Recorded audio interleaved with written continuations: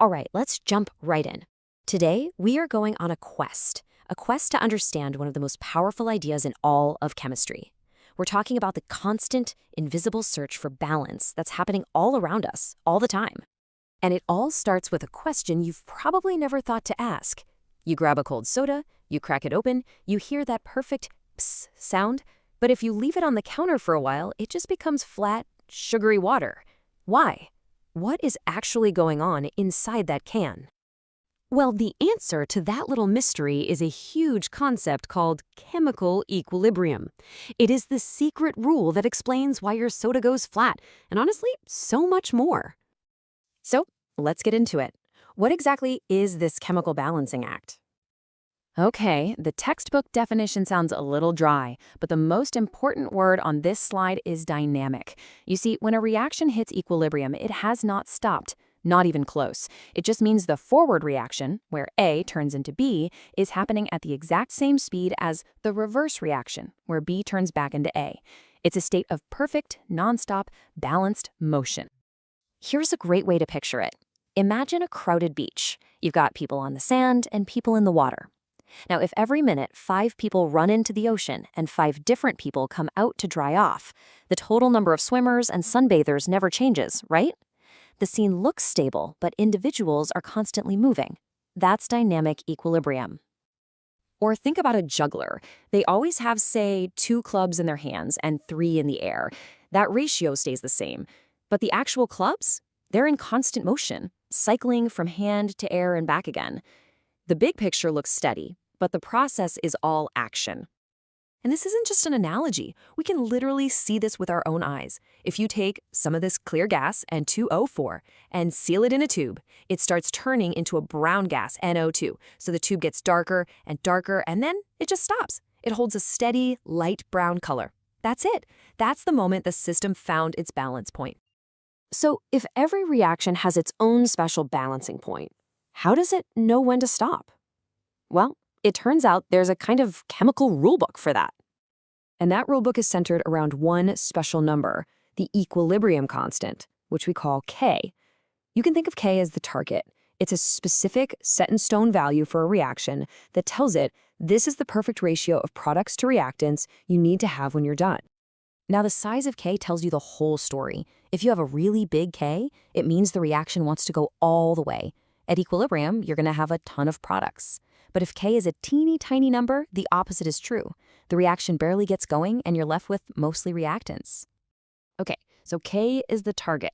But how does a reaction know where it is right now? How does it check its own progress on the way to that target? It uses something called the reaction quotient, or Q.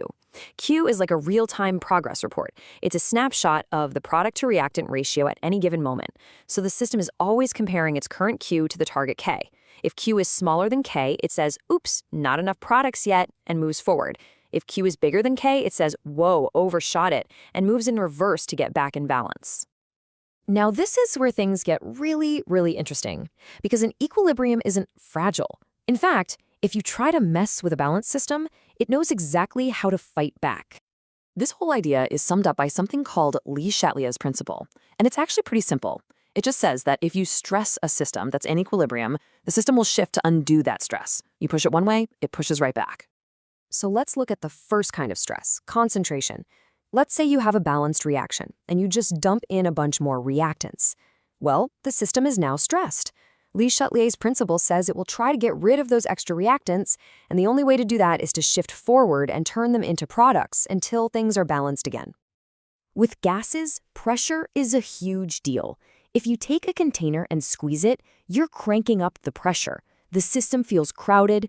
To relieve that pressure, it will shift to whichever side of the reaction has fewer gas molecules. It literally makes itself smaller to deal with the stress.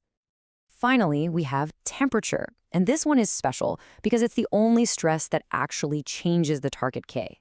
So if a reaction needs to absorb heat to happen, we call that endothermic, then you can think of heat as just another reactant.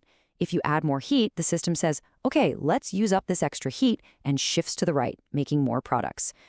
All right, so this is not just theory. This constant push and pull, this stress and response, is happening all around you, and we humans have gotten incredibly good at taking advantage of it. Let's go right back to that soda can. To get it fizzy, manufacturers use insane amounts of pressure to force carbon dioxide gas to dissolve in the water. They are stressing the system, pushing the equilibrium way over to the right.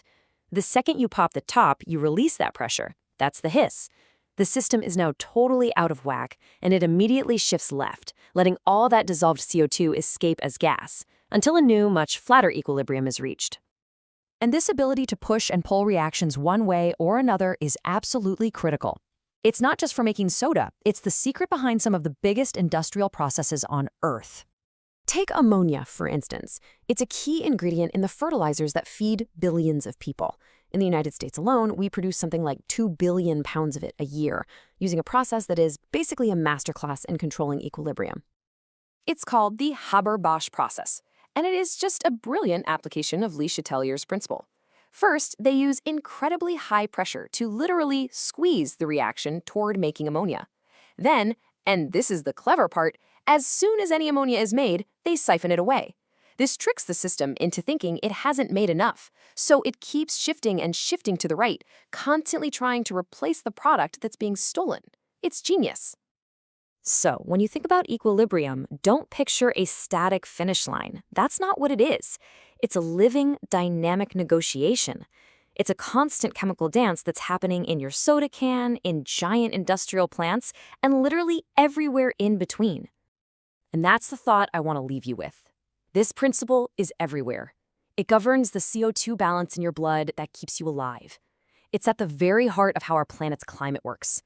So the real question isn't if this balancing act is happening, it's where can you find a place where it's not?